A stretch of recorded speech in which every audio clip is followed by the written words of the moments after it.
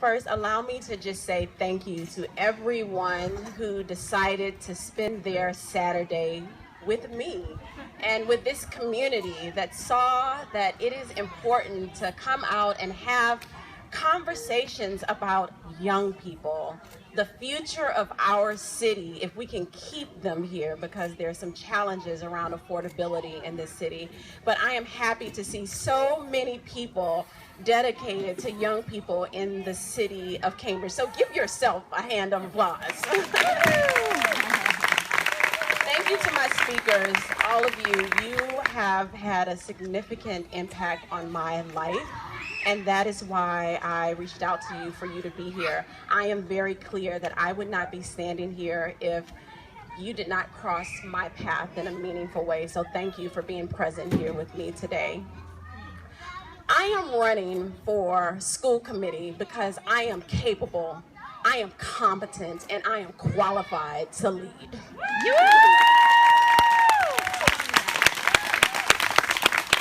I understand the importance of public education as someone who I grew up too in public housing. And I understand the importance of having quality education when you feel like your back is against the wall. It was that education that I experienced that opened the door for me to stand here before you today.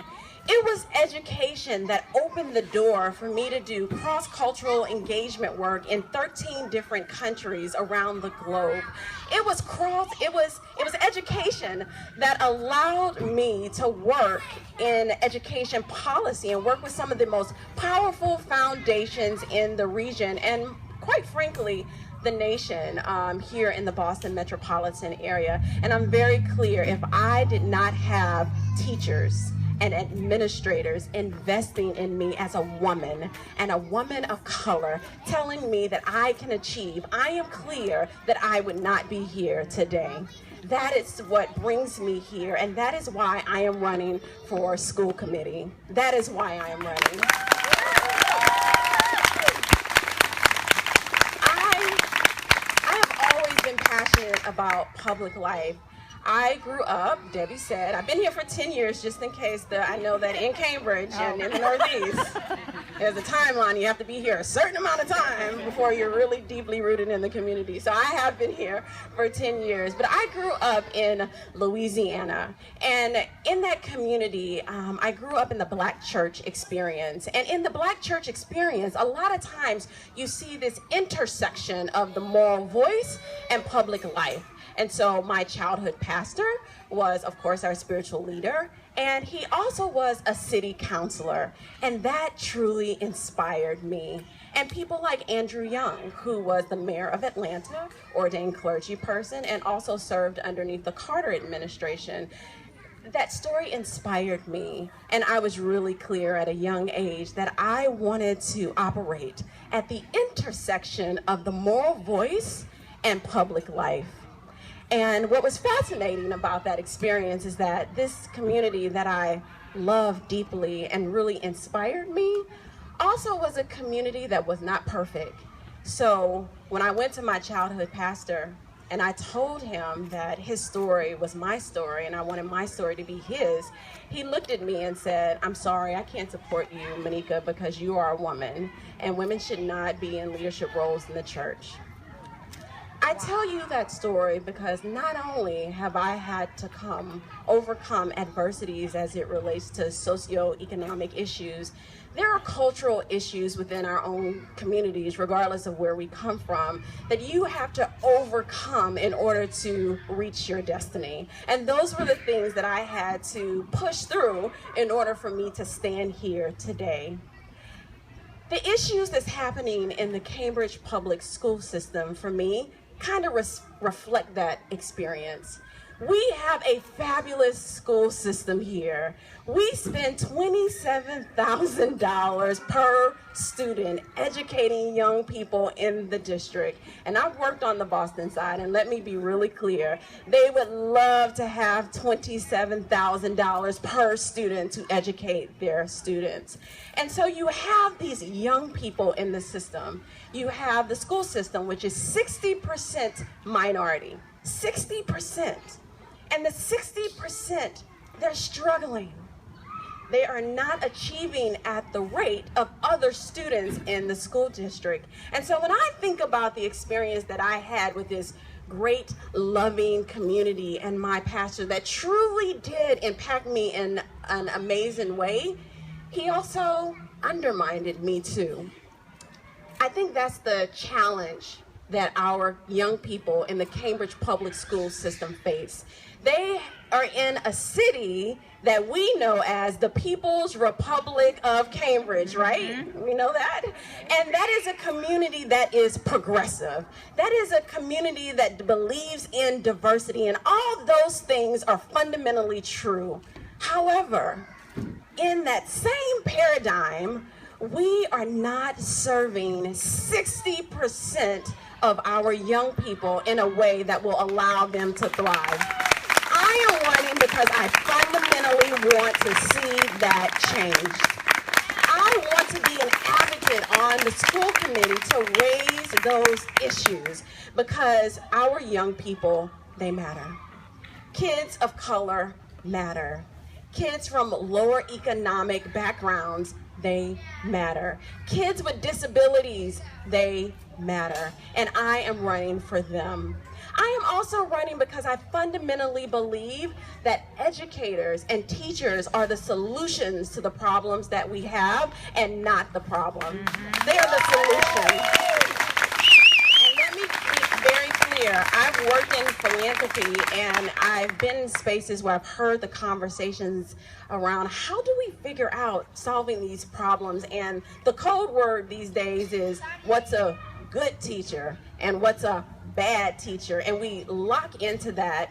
But I have great empathy for our educators and administrators because unlike any other profession that we have, when they go into the school system and do their jobs, they cannot hide from racial disparities. They can't. They see it every day. They cannot hide from economic disparities. They see it every day. And some teachers are capable to manage those situations and others are not. We have to figure out ways that we can support teachers and administrators so they can serve our children well and also help us shape policies in meaningful ways so all of our children can thrive here in Cambridge.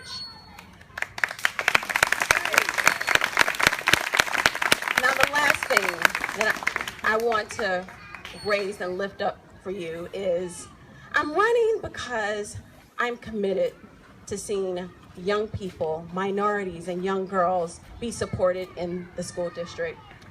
When I first started my campaign 3 months ago, I had the privilege to go to this youth development event in the city here. And I met this fabulous young girl. She went to Cambridge Rindge and Latin, and I told her that I was running for school committee. She was so excited for me. Then she turned to me and told me that she too wanted to run for school council. However, she was nervous because she didn't believe, and I'm gonna quote her words, that the kids in West Cambridge would vote for her. When she said that to me, it literally broke my heart. Our young people, particularly minorities and girls, are literally embodying the dysfunction that adults cannot figure out how to work out. And that is planting a seed in their minds and in their souls around how they view themselves and how they operate in the world. I am running today for that young woman. I'm running for her. I am running for my daughter, which I have no clue where she's at right now. But I'm running for her. I want her to know, and I want that young girl that I spoke to 3 months ago, I want her to know that she too has a place in leadership. She too has a place in public life if that is her choice. Currently on the school committee, there are no women of color. I am running because I fundamentally want to see that change. We need a diversity of perspectives on the school committee so we can better serve our young people. that is what we need, and that is why I'm running.